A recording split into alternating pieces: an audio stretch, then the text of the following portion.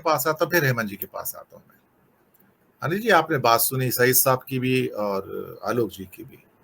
कोई नैरेटिव तो सेट करना पड़ेगा, कुछ तो जनता को परोसना पड़ेगा आपको, जिससे जनता भावनात्मक रूप से जुड़ सके। सिर्फ महंगाई की बात करके, बेरोजगारी की बात करके वोट नहीं मिलेगा, कुछ बड़ा करना पड़ेगा। और हमें यह भी नहीं भूलना चाहिए कि 1 फरवरी को मोदी जी बजट में बड़ा धमाका लेके आ रहे हैं। भले ही पुरानी सारी स्कीमें जो आलोक जी ने कहा है कि सब पैसा मिला मिलो के यहाँ का इकट्ठा कर लेंगे, लेकिन आपके सामने एक पैकेज परोस देंगे। ये 1 लाख करोड़ का है, ये यूबीआई है, सबको सिलेंडर 500 रुपए का है, हर एक महिला की जेब में 1000 रुपए डाल दी जाएंगे पूरे भारतवर्ष में। आप मुकाबला नहीं कर पाएंगे। उसके बाद एक नैरेटिव सेट करना पड़ेगा भावनात्मक, जिसके द्वारा आप जुड़ पाए।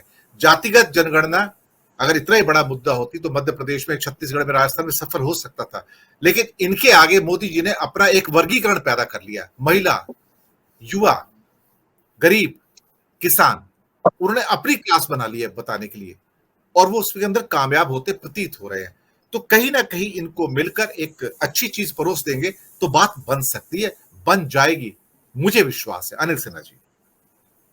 चलो देखिए, ये पहले तो अभी हमको लग रहा है कि ये जो आलोक जी ने कहा वो उस पर जोर देना चाहिए कि जो रिजल्ट है उस पर जो जिस तरह का मीडिया प्रचार चला रहा है कि वो उसको काउंटर करने की जरूरत है। वोट्स कितने मिले हैं और किस तरह से, जिस तरह से बताया जा रहा है कि कांग्रेस एकदम बर्बाद हो गई और उसको मोदी मैजिक चल गया, ये काउंटर करना जरूरी है क्योंकि उसका साइकोलॉजिकल इफेक्ट है। सर जीत ली सरकार उन्होंने, मध्य प्रदेश में मैं मानता हूं कि कांग्रेस का कोलैप्स हुआ है। एक तरह से 7% का लीड बहुत बड़ा लीड है, लेकिन बाकी जगह कोई ऐसी सिचुएशन नहीं थी, करीब करीब बराबरी का था। और अगर ढंग से मतलब ढंग का मतलब ये है कि लेवल प्लेइंग फील्ड नहीं है, इस बात का जोर देना चाहिए कि election commission, ED, CBI, media, आपको लेवल, आप तो जानते ही हैं कि लेवल प्लेइंग फील्ड में इवन मीडिया का लेवल प्लेइंग फील्ड के बारे में है कि प्रचार जो होगा वो प्रचार बराबरी का होगा।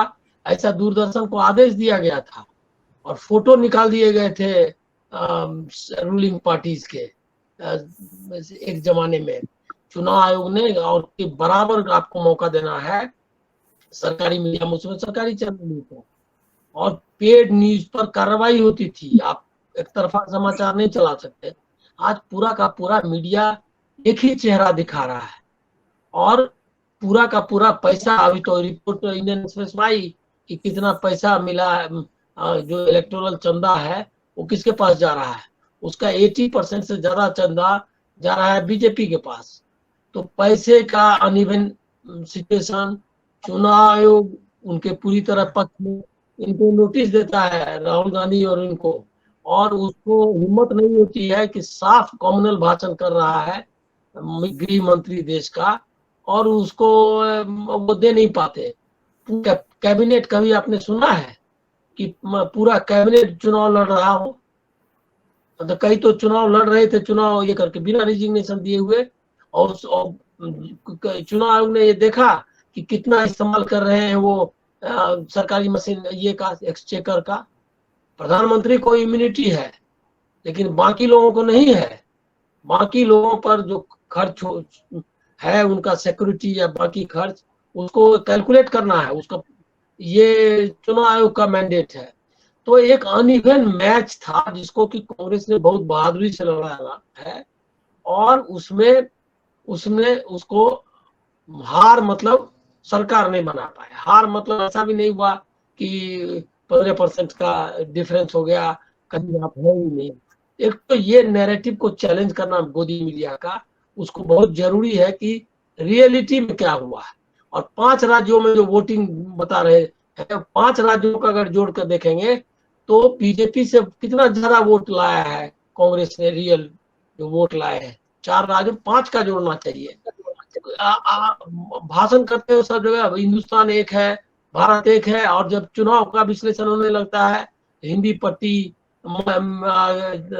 मिजोरम को अलग, मिजोरम अलग है तो फिर उसको मान लो कि अलग है। ये देश एक है, 5 राज्यों के चुनाव हुए, उसमें कितने मतदान हुए और कितना कांग्रेस को मिला, ये देखने का है। इसका मतलब मोदी मैजिक नहीं चल रहा है। ये तो फर्स्ट जो मोदी मैजिक का जो नाटक ये किया जा रहा है, उसको चैलेंज करने की जरूरत है। कांग्रेस का परफॉर्मेंस बुरा नहीं रहा है, वो कांग्रेस का परफॉर्मेंस हम लोगों के एक्सपेक्टेशन से कम रहा है। ये भी एक्सपेक्टेशन ऐसा है कि योगेंद्र यादव जो सबसे देश के बड़े सेफोलॉजिस्ट हैं, उनका कहना है कि मेरी समझ में मध्य प्रदेश का रिजल्ट नहीं आया, छत्तीसगढ़ का रिजल्ट नहीं आया। राजस्थान को के बारे में तो सबको डाउट था। तो ये क्या हुआ है, इसके बारे में सब लोगों को लग रहा है। ये हुआ क्या होगा, हुआ यही है कि आपने वायलेट किया चुनाव संहिता को। वहां पर आपको याद होगा और आप जानते होंगे, कभी गए भी होंगे चुनाव कराने के लिए सरकारी अफसर के रूप में, चुनाव के बूथ के तक लाने में अगर व्हीकल्स अगर है किसी पार्टी के, तो उसको जब्त करने की का ऑर्डर था एक समय में। आप नहीं ले जा सकते। तो किसी भी तरह से चुनाव को प्रभावित करना ये कदाचार में गिनती होता है, भ्रष्टाचार है और इसके दंडात्मक है।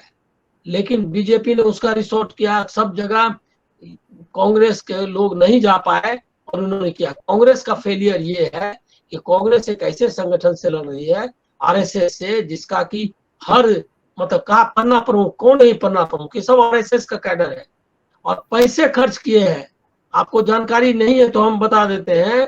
तो ये जो पन्ना प्रमुख ये लोग बोलते हैं, पहले बिहार के चुनाव के समय में मुझको लोगों ने बताया था कि 30-30 हजार रुपया दे करके लोगों को बहाल कर लिया गया है और वो गिनती करता है कि कहाँ पर कौन बूथ में कौन प्रभावी है, कितना वोट है, कितना कास्ट का वोट है, कौन कास्ट का वोट है, कौन धर्म का वोट है।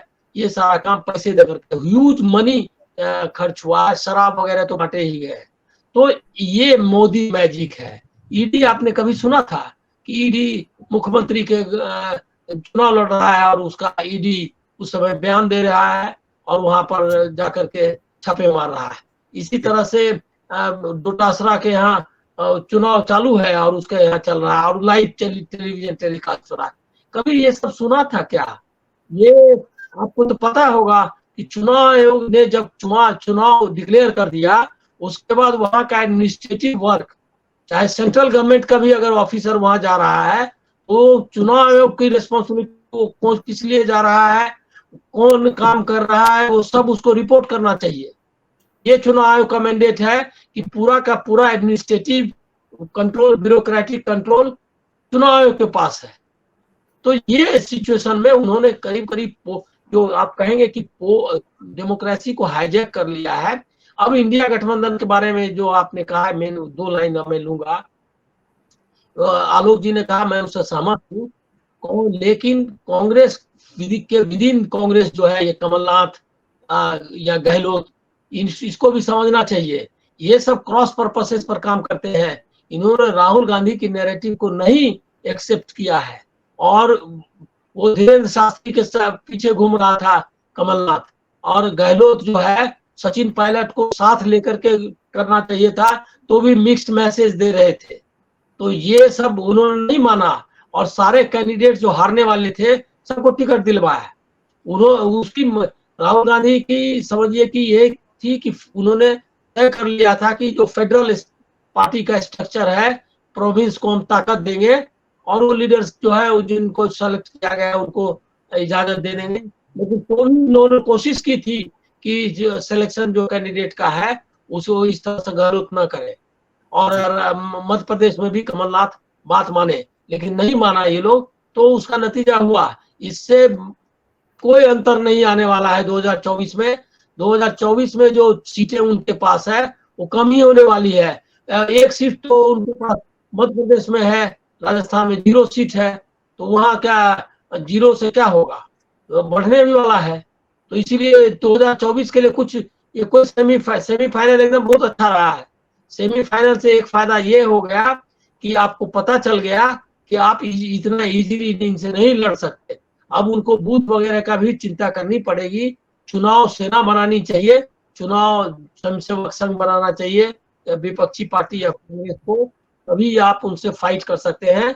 अब एक चुनाव के लिए अलग से उनको स्ट्रेटजी बनानी पड़ेगी। नैरेटिव की तो बात है ही, नैरेटिव में काफी कुछ इम्प्रूव्ड है। एक लास्ट पॉइंट भी मैं रखता हूँ, ये कई लोग बोलने लगे हैं कि आपने ओबीसी के लिए जातीय जनगणना का दिया, उनको भागीदारी नहीं दी।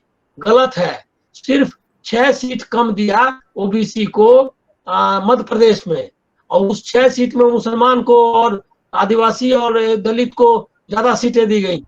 और यहाँ पर राजस्थान में ज्यादा सीट दिया है, वहाँ हाई कास्ट को 44 सीट दिया, अपर कास्ट को कांग्रेस ने, इसने 63 सीट दिए हैं। और ओबीसी को 70 सीट दिया बीजेपी ने, उसने 72 सीट दी है।